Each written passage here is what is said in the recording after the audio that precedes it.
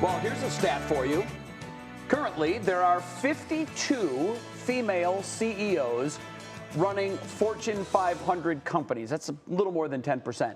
One of those women is Tricia Griffith. She's the CEO of Progressive Insurance. And tonight, Maureen Kyle kicks off our series, Women Who Lead, taking a look at how these women broke glass ceilings and now lead their companies in a new era of work-life balance. She recently sat down with Griffith to talk about her rise through the company.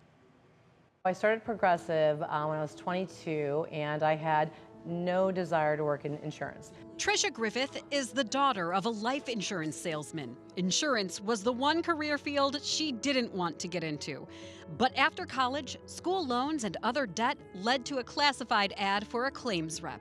I called home and said to my mom, I quit my job and I joined Progressive. And she said, oh, the soup company. I'm like, no, that's Progresso. She made $19,000 a year and never dreamed of staying forever. And that was 36 and a half years ago. So I never looked back. I fell in love with the culture, the people, coming to work every day and learning something new. And I've loved every moment of it. Was there any point, especially in those beginning years, that you thought, I'll become CEO one day?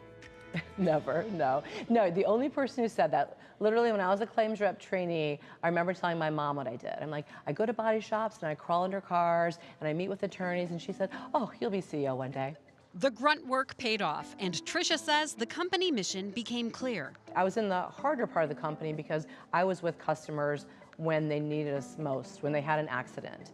But I also love that, because we don't sell anything tangible. We sell trust. And so for me, being able to put my arms around somebody, not literally but figuratively, and take care of them was really important. Since you have that experience of working from the bottom up, what advantage has that given you as head of this company? I think it gives me credibility to know how hard the people that I would say do the real work do and how hard their jobs are, and I really understand and empathize with that. Thank you for your leadership. Thank you for everything. You're amazing. Thank you. Walking with Griffith on campus is like walking with an A-list celebrity. During our interview, we walked into a lunchroom on campus too, and people went crazy. Hi, Tricia. Hi, you look so Hi, pretty. I'm Hannah. Hi, Hannah. This group was from Phoenix, in town for training. But now, most of Progressive's employees will work from home or be hybrid. The headlines last year around this time was that Progressive is consolidating campuses. You have that big, huge campus, Campus One. That had to be a very tough decision. And it was emotional. From a business perspective, it made sense to consolidate. It took me a long time to come to it from my heart because I've been at that campus for a long time.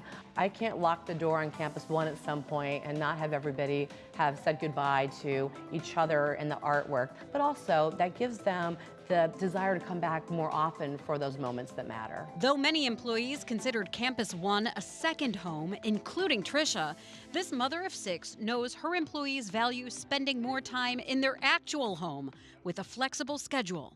I asked Tricia what was the hardest obstacle climbing to the top CEO spot. It was more early on, not seeing someone at a higher level that looked like me, a female.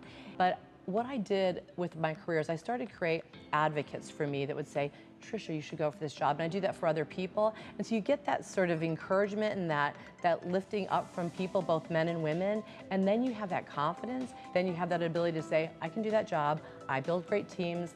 And I know I can make this part of the company better. And I continue to do that throughout my career. Maureen Kyle, 3 News. Maureen, thank you.